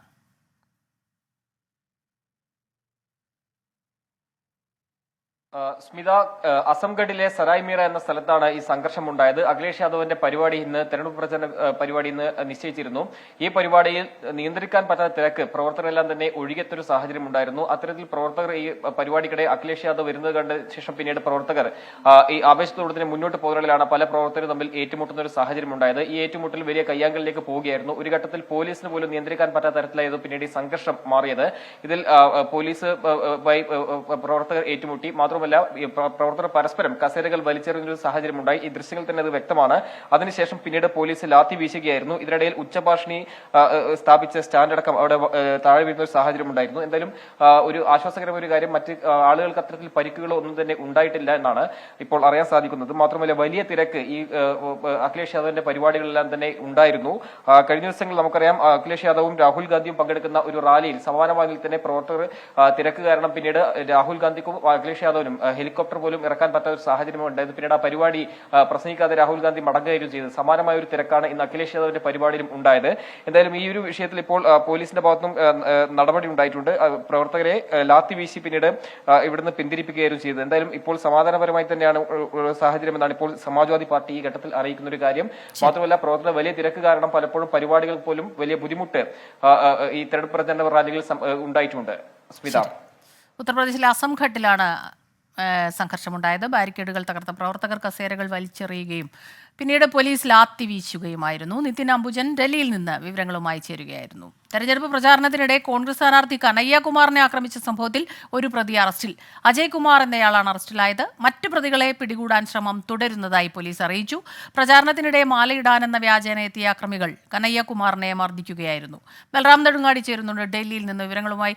ബൽറാം, ഈ തെരഞ്ഞെടുപ്പ് പ്രചാരണം സമാധാനപരമായി നടന്ന് അത്യാവശ്യം വോട്ടുകൾ നേടിയെടുക്കുക എന്നുള്ളതിനപ്പുറത്തേക്ക് ഈ പ്രവർത്തകർ തന്നെ വലിയ തിരക്കിലേക്ക് പോകുന്നു. തിക്കും തിരക്കും, അക്രമങ്ങൾ ഉണ്ടാകുന്നു, സംഘർഷങ്ങൾ ഉണ്ടാകുന്നു. ഈ കനയ്യകുമാറിന്റെ കാര്യത്തിലും അത് ഒരു പക്ഷേ എതിർ പാർട്ടിയിലുള്ളവർ, എതിർചേരിയിലുള്ളവരായിരുന്നിരിക്കാം. ഇന്നിപ്പോൾ പിടികൂടിയിരിക്കുന്ന അക്രമിയെക്കുറിച്ചുള്ള കൂടുതൽ വിവരങ്ങൾ ലഭിക്കുന്നുണ്ടോ?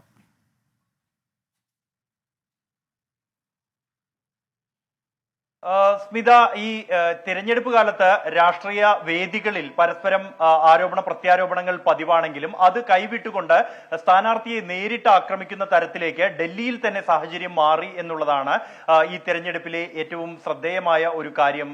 കഴിഞ്ഞയാഴ്ചയാണ് കനയ്യകുമാർ, അദ്ദേഹം നോർത്ത് ഈസ്റ്റ് ഡൽഹിയിലെ കോൺഗ്രസ് സ്ഥാനാർത്ഥിയാണ്. അദ്ദേഹം ഒരു യോഗം കഴിഞ്ഞ് പ്രചരണത്തിനായി ഇറങ്ങുന്ന ഘട്ടത്തിൽ അദ്ദേഹത്തിന് മാല ഇടാൻ എന്ന പേരിൽ ഒരു സംഘം എത്തുകയും ഒരാൾ മാലയിടുന്ന ഘട്ടത്തിൽ മറ്റ് രണ്ടുപേർ മഷി എറിയുകയും അദ്ദേഹത്തെ മാലയിട്ടയാൾ തന്നെ അദ്ദേഹത്തെ മർദ്ദിക്കുകയുമായ സാഹചര്യം ഉണ്ടായത്. വലിയ പരിക്കേൽക്കാതെ മറ്റ് പ്രവർത്തകർ, ഒപ്പമുണ്ടായിരുന്ന പ്രവർത്തകർ ഇടപെട്ടതുകൊണ്ടാണ് അദ്ദേഹം രക്ഷപ്പെട്ടത്. ഈ സംഭവത്തിന് ശേഷം ഈ പ്രതികൾ ഇവിടെ നിന്നും മാറിയിരുന്നു. തുടർന്ന് ഈ കനയ്യകുമാർ വാർത്താ സമ്മേളനം നടത്തുകയും തന്റെ എതിർ സ്ഥാനാർത്ഥി BJP സ്ഥാനാർത്ഥിയായ മനോജ് തിവാരിയാണ് ഇതിന് പിന്നിലെന്ന് ആരോപിക്കുകയും ചെയ്തിരുന്നു. പോലീസിൽ പരാതി നൽകിയതിന്റെ അടിസ്ഥാനത്തിലാണ് അജയ് കുമാർ എന്ന ഒരു പ്രതിയെ അറസ്റ്റ് ചെയ്തിരിക്കുന്നത്. ഇയാൾ ഒരു തീവ്ര ദേശീയവാദിയാണ് എന്നാണ് പോലീസിൽ നിന്ന് ലഭിക്കുന്ന വിവരം. ഈ സംഭവം കഴിഞ്ഞതിൽ തൊട്ട് പിന്നാലെ തന്നെ രണ്ട് പ്രതികൾ ചേർന്ന് വീഡിയോ അവർ ചികിത്സ തേടുന്നതും തുടർന്ന് അവർ തന്നെ പുറത്തുവിട്ട ഒരു വീഡിയോയും പുറത്തു വന്നിരുന്നു. ഇതിൽ ഈ കനയ്യകുമാർ ദേശവിരുദ്ധമായി പ്രവർത്തിച്ചു എന്നും അതുകൊണ്ട് തന്നെ കനയ്യകുമാറിനെതിരെ തങ്ങൾ ഇത്തരത്തിലൊരു പ്രവൃത്തി നടത്തിയത് എന്നുമാണ് അവർ പറയുന്നത്. ഈ വീഡിയോ കൂടി അടിസ്ഥാനത്തിലാണ് പ്രതിയെ തിരിച്ചറിഞ്ഞ് അയാളെ അറസ്റ്റ് ചെയ്തിരിക്കുന്നത്. മറ്റു പ്രതികൾക്ക് വേണ്ടിയുള്ള തെരച്ചിൽ തുടരുന്നു എന്നാണ് ഡൽഹി പോലീസ് അറിയിക്കുന്നത്. ശരി, കനയ്യകുമാറിനെ ആക്രമിച്ച സംഭവത്തിൽ ഒരു പ്രതി പിടിയിലായിരിക്കുന്നു. ബൽറാം നെടുങ്ങാടിയാണ് ഡൽഹിയിൽ നിന്ന് വിവരങ്ങളുമായി ചേർന്നത്. ഡൽഹി മുഖ്യമന്ത്രി അരവിന്ദ് കെജ്രിവാളിന്റെ പേഴ്സണൽ അസിസ്റ്റന്റ് ബിഭവ് കുമാർ രാജ്യസഭാംഗം സ്വാതി മാലിവാളിനെ കയ്യേറ്റം ചെയ്തെന്ന കേസിൽ അന്വേഷണം മുംബൈയിലേക്ക്. അന്വേഷണ സംഘം ഡൽഹിയിൽ നിന്ന് പുറപ്പെട്ടു. ബിഭവ് കുമാർ ഫോൺ രേഖകൾ മുംബൈയിൽ വെച്ച് നശിപ്പിച്ചു എന്നാണ് പോലീസിന്റെ കണ്ടെത്തൽ. നിതിൻ അംബുജൻ ചേരുന്നുണ്ട് ഡൽഹിയിൽ നിന്ന് വിവരങ്ങളുമായി. നിതിൻ, വിവരങ്ങൾ.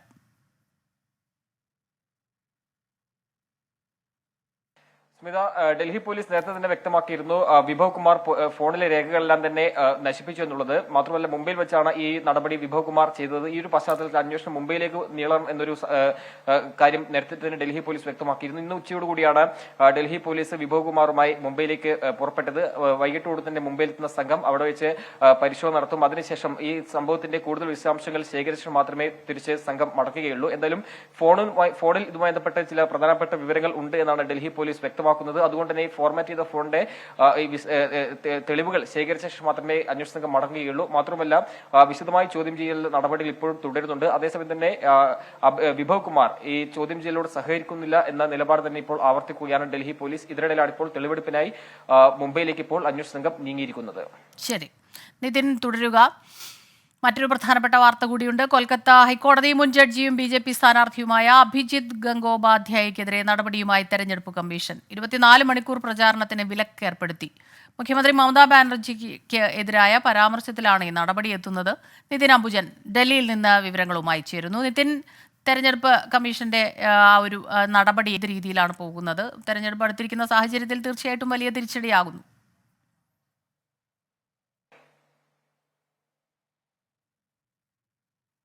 സ്മിത, ഇന്ന് വൈകിട്ട് 5 മണി മുതൽ 24 മണിക്കൂർ ഈ പ്രചരണത്തിന് വിലക്കാണ് അഭിജിത് ഗംഗോപാധ്യായക്കെതിരെ ഏർപ്പെടുത്തിയിരിക്കുന്നത്. തെരഞ്ഞെടുപ്പ് കമ്മീഷന്റെ ഭാഗത്തുമാണ് ഈ നടപടി വന്നിരിക്കുന്നത്. മാന്യതയ്ക്ക് നിരക്കാത്ത നിലയിലാണ് മുഖ്യമന്ത്രി മമതാ ബാനർജിക്കെതിരെ അധിക്ഷേപം അഭിജിത് ഗംഗോപാധ്യായ നടത്തിയെന്ന ഒരു വിലയിരുത്തലാണ്, അല്ലെങ്കിൽ അത്തരമൊരു കാര്യമാണ് ഇപ്പോൾ തെരഞ്ഞെടുപ്പ് കമ്മീഷൻ സൂചിപ്പിച്ചിരിക്കുന്നത്. അതിന്റെ അടിസ്ഥാനത്തിലാണ് ഈ പ്രചരണത്തിൽ ഇപ്പോൾ നടപടി സ്വീകരിച്ചിരിക്കുന്നത്. നേരത്തെ ഇതുമായി ബന്ധപ്പെട്ട് ഈ അത്തരമൊരു അധിക്ഷേപ പരാമർശം നടത്തിയ ഘട്ടത്തിൽ തെരഞ്ഞെടുപ്പ് കമ്മീഷന് തൃണമൂൽ കോൺഗ്രസ് പരാതി നൽകിയിരുന്നു. പിന്നീട് ഇതുമായി ബന്ധപ്പെട്ട ഒരു വിശദീകരണം അഭിജിത് ഗംഗോപാധ്യായ നിന്നും തേടിയിരുന്നു. എന്നാൽ ആ വിശദീകരണം തൃപ്തികരമല്ലാത്ത സാഹചര്യത്തിൽ കൂടിയാണ് ഇപ്പോൾ തെരഞ്ഞെടുപ്പ് കമ്മീഷൻ 24 മണിക്കൂർ വിലക്ക് ഏർപ്പെടുത്തിയിരിക്കുന്നത്. നമുക്കറിയാം, കൊൽക്കത്ത ഹൈക്കോടതി മുൻ ജഡ്ജി കൂടിയാണ്.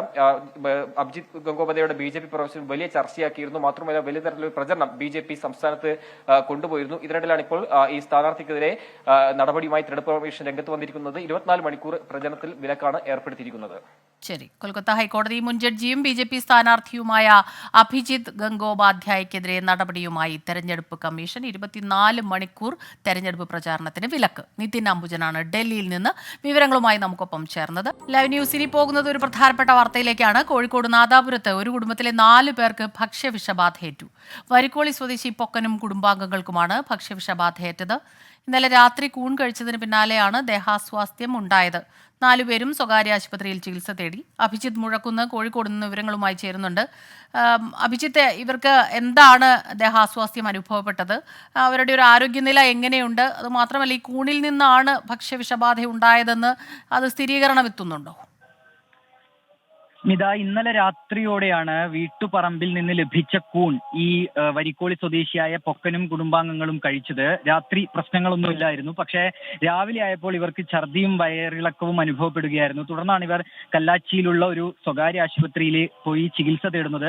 അവിടെ നിന്നാണ് ഇത്തരത്തിൽ ഈ ഒരു കൂൺ കഴിച്ചതാണ് ഈ ഒരു ദേഹാസ്വാസ്ഥ്യത്തിന് കാരണം എന്നുള്ള കാര്യം ഡോക്ടേഴ്സ് ഇവർക്ക് ഒരു മറുപടിയായി നൽകുന്നത്. ഇതിൽ 3 പേരുടെ നിലവിൽ തൃപ്തികരമാണ്. പക്ഷേ ഒരാൾ, ഈ ശ്രീജ എന്ന ഒരു സ്ത്രീ ഉണ്ട്, ഇവരുടെ നില അല്പം ഗുരുതരമാണ് എന്നുള്ളതാണ് പറഞ്ഞത്. അതിനാൽ തന്നെ അവരെ നിലവിൽ കോഴിക്കോട് മെഡിക്കൽ കോളേജ് ആശുപത്രിയിലേക്ക് മാറ്റുകയും ചെയ്തിട്ടുണ്ട്. ഏതായാലും ഈ കൂണ് കഴിച്ചതിന് പിന്നാലെയാണ് അവർക്ക് ഇത്തരത്തിലൊരു ദേഹാസ്വാസ്ഥ്യം അനുഭവപ്പെടുകയും തുടർന്ന് ചികിത്സ തേടുകയും ചെയ്തത്. സ്മിത, ശരി. അഭിജിത്ത് മുഴക്കുന്ന വിവരങ്ങൾ നൽകുകയായിരുന്നു. ഇടുക്കി കൂവക്കണ്ടത്ത് 4 വയസ്സുകാരൻ കുളത്തിൽ വീണു മരിച്ചു. ബന്ധുവിനൊപ്പം പശുവിനെ കെട്ടാൻ പോയപ്പോൾ കാൽവഴുതി കുളത്തിൽ വീഴുകയായിരുന്നു. 4 വയസ്സുകാരനായ ധീരവാണ് മരിച്ചത്. രാഹുൽ വിജയൻ ചേരുന്നുണ്ട് ഇടുക്കിയിൽ നിന്ന് വിവരങ്ങളുമായി. രാഹുൽ, വേദനിപ്പിക്കുന്ന വാർത്തയാണ്. എന്താണ് കൂടുതൽ വിവരങ്ങൾ? സ്മിത, കൂവക്കണ്ടം സ്വദേശികളായ വൈഷ്ണവ് ശാലു ദമ്പതികളുടെ മകനാണ് കുളത്തിൽ വീണ് മരിച്ചിരിക്കുന്നത്. ഉച്ചയ്ക്ക് 11 മണിയോടെയായിരുന്നു സംഭവം. വല്യമ്മയ്ക്കൊപ്പം പശുവിനെ കെട്ടാൻ പറമ്പിൽ പോയപ്പോൾ പറമ്പിലെ കുളത്തിൽ കാൽ വഴുതി വീഴുകയായിരുന്നു. ഉടൻ തന്നെ വല്യമ്മ ബഹളം വെച്ച് നാട്ടുകാർ ഓടിയെത്തി കുട്ടിയെ കരക്കെത്തിച്ച് ആശുപത്രിയിലേക്ക് കൊണ്ടുപോയെങ്കിലും ജീവൻ രക്ഷിക്കാനായില്ല. ആശുപത്രിയിൽ എത്തുന്നതിന് മുമ്പ് തന്നെ മരണം സംഭവിക്കുകയായിരുന്നു. സ്മിത, ശരി. രാഹുൽ വിജയൻ ഇടുക്കിയിൽ നിന്ന് ഈ വാർത്തയുടെ വിശദാംശങ്ങൾ നൽകുകയായിരുന്നു. കാസർഗോഡ് അമ്പലത്തറയിൽ CPIM നേതാക്കൾക്കു നേരെയുണ്ടായ ആക്രമണത്തിൽ 2ാം പ്രതി ഷമീർ അറസ്റ്റിൽ. അമ്പലത്തറ പോലീസാണ് അറസ്റ്റ് ചെയ്തത്. അരുൺ പാറയ്ക്കൽ ചേരുന്നു കാസർഗോഡ് നിന്ന് വിവരങ്ങളുമായി. എപ്പോഴാണ് ഇയാളുടെ അറസ്റ്റ് രേഖപ്പെടുത്തിയത് അരുൺ? രാവിലെയാണ് ഷമീറിനെ പോലീസ് കസ്റ്റഡിയിലെടുക്കുന്നത്. പോലീസ് ഷമീറിനെ പ്രതി ചേർത്തുകൊണ്ട് അമ്പലത്തറ പോലീസ് നേരത്തെ തന്നെ ഇന്നലെ രാത്രി തന്നെ FIR രേഖപ്പെടുത്തിയിരുന്നു. ഇന്നലെ വൈകുന്നേരം 7:30 കൂടിയാണ് CPIM ലോക്കൽ സെക്രട്ടറി അനൂപ് ഉൾപ്പെടെയുള്ള ആളുകൾക്കെതിരെ ഈ ലാലൂർ സ്വദേശി രതീഷ് ഷമീറിന്റെ വീട്ടിൽ വെച്ച് സ്ഫോടക വസ്തു എറിഞ്ഞത്. ഈ CPM നേതാക്കൾ ഒഴിഞ്ഞു മാറിയത് കൊണ്ട് അവർക്ക് പരിക്കേറ്റില്ല. പകരം അടുത്ത വീട്ടിലെ ഒരു അയൽവാസിയായ വീട്ടമ്മയ്ക്ക് ആമിനയ്ക്ക് പരിക്കേൽക്കുന്ന ഒരു സാഹചര്യമുണ്ടായി. ആമയുടെ കണ്ണിനാണ് പരിക്കേറ്റത്. എന്തായാലും ഇത് CPMന്റെ ഉൾപാർട്ടി തർക്കമാണ് ഈ ഒരു ആക്രമണത്തിന് കാരണമെന്ന് പ്രദേശവാസികൾ ഉൾപ്പെടെ ആരോപിക്കുന്നുണ്ട്. പക്ഷേ CPM നേതൃത്വം ഇത് നിഷേധിച്ചിട്ടുണ്ട്. ഈ പ്രദേശത്തെ ലഹരി സംഘങ്ങൾ വ്യാപകമാണ്. ഈ ലഹരി സംഘങ്ങൾക്കൊപ്പമാണ് ഈ ലാലൂർ സ്വദേശി രതീഷ്. മുൻ CPM പ്രവർത്തകനാണ്. 2018 മുതൽ പാർട്ടിയുമായി ബന്ധമില്ല. ഈ ലാലൂർ സ്വദേശി രതീഷ് ഈ ലഹരി മാഫിയകൾക്കൊപ്പമാണ്. ഇത് ചോദ്യം ചെയ്തതിലുള്ള കുടിപ്പകയാണ് ഇത്തരത്തിലൊരു ആക്രമണത്തിന് പങ്കെന്നാണ് CPMന്റെ വിശദീകരണം വന്നിരിക്കുന്നത്. എന്തായാലും രതീഷിന്റെ സുഹൃത്ത് ഷമീറിനെ പോലീസ് കസ്റ്റഡിയിലെടുത്തിട്ടുണ്ട്. അദ്ദേഹത്തിന്റെ അറസ്റ്റ് രേഖപ്പെടുത്തിയിട്ടുണ്ട്. ഇനി രതീഷിനെ കൂടി കണ്ടെത്താനുള്ള ഒരു ശ്രമത്തിലാണ് ഇപ്പോൾ പോലീസ് ഉള്ളത്. സ്മിത, ശരി. കാസർഗോഡ് അമ്പലത്തറയിൽ CPIM നേതാക്കൾക്ക് നേരെയുണ്ടായ ആക്രമണത്തിൽ 2ാം പ്രതി ഷമീർ അറസ്റ്റിലായിരിക്കുന്നു.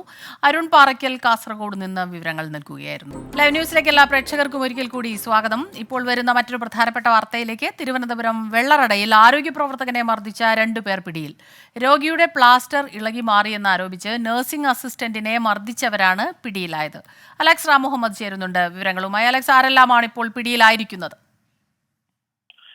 സ്മിത, പരിക്കുപറ്റി ചികിത്സ തേടി വെള്ളറട സാമൂഹ്യാരോഗ്യ കേന്ദ്രത്തിലെത്തിയ പ്രാഥമികാരോഗ്യ കേന്ദ്രത്തിലെത്തിയ വെള്ളറട കരിമരം കോളനിയിലെ നിഷാദാണ് ചികിത്സ കഴിഞ്ഞ് വീട്ടിൽ പോയി മടങ്ങിയെത്തി നഴ്സിംഗ് അസിസ്റ്റന്റിനെ മർദ്ദിച്ചത്. ഈ ആശുപത്രി വെള്ളറട പ്രാഥമികാരോഗ്യ കേന്ദ്രം ഇവിടെയാണ്. ആനപ്പാറയാണ് ഈ സർക്കാർ ആശുപത്രി ഉള്ളത്. ഈ ആനപ്പാറ ആശുപത്രിയിൽ എത്തി ഈ ചുമലിൽ പ്ലാസ്റ്റർ ഇട്ട് അത് വീട്ടിലെത്തിയതിനു ശേഷം ഈ പ്ലാസ്റ്റർ ഇളകിപ്പോയി എന്ന് പറഞ്ഞാണ് തിരികെ വന്ന് നഴ്സിംഗ് അസിസ്റ്റന്റിനെ മർദ്ദിച്ചത്. നഴ്സിംഗ് അസിസ്റ്റന്റ് സനൽരാജിനാണ് മർദ്ദനമേറ്റത്.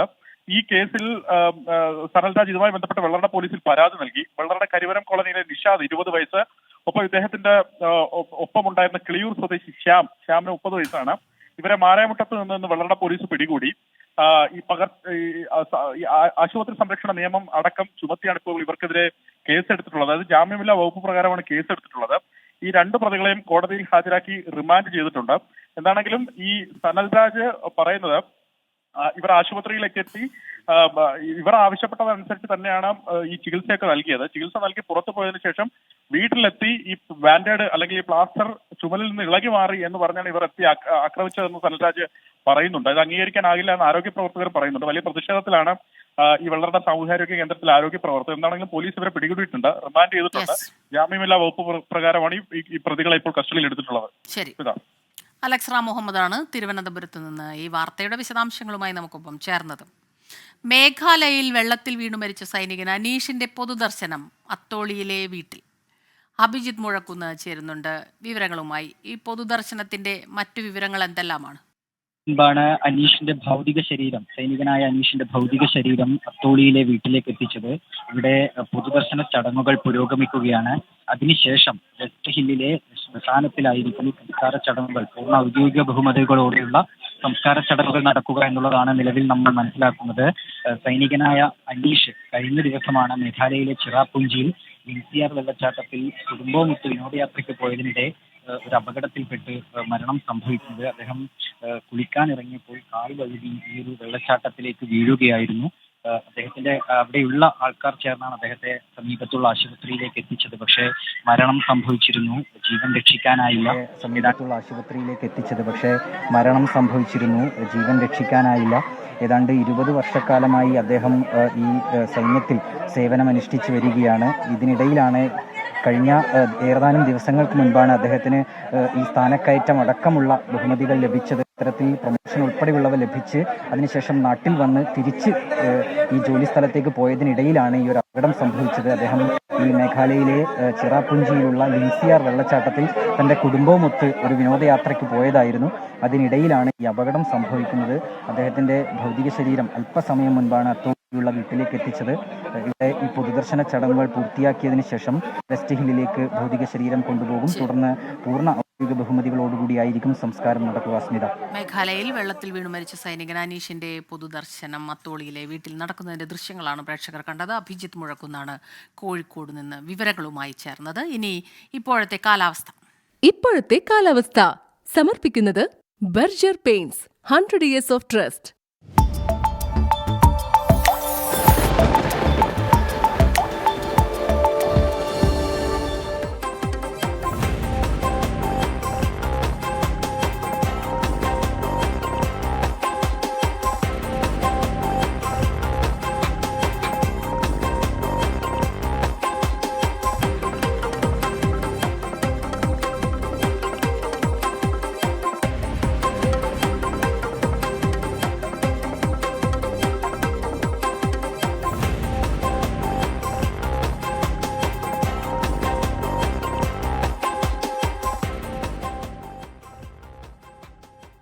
ലൈവ് ന്യൂസ് ഇവിടെ പൂർണ്ണമാകുന്നു.